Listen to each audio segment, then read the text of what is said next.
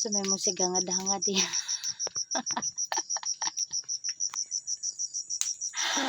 Gigutom.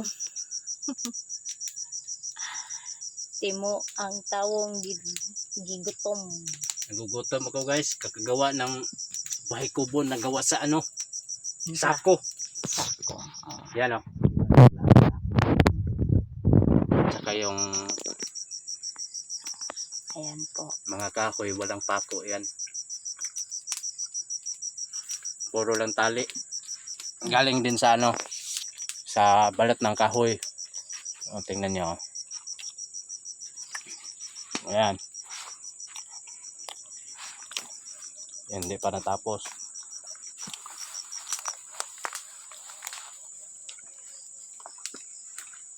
Walang gastos yan kahit piso kasi yung mga sako hiningi lang namin. Yan o. Tignan nyo.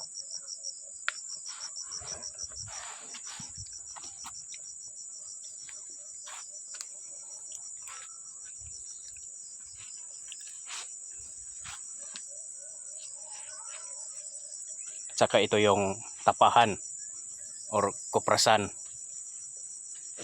Katatapos ko lang din.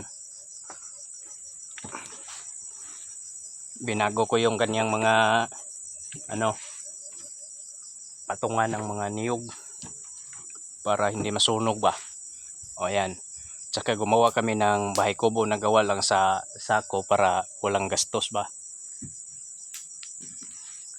Temporary lang naman yan eh.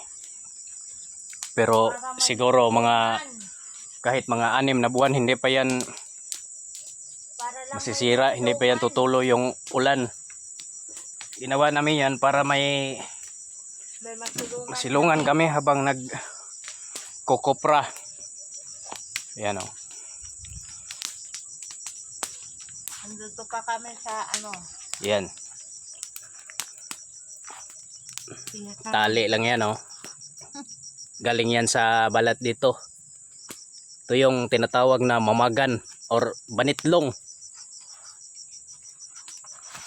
Ayan o, tali lang yan lahat.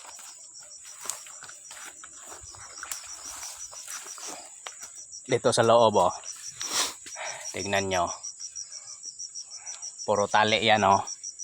O ito, walang pako yan kahit isa. Kaso lang, mainit. Mainit ito sa loob. Pero pwede na.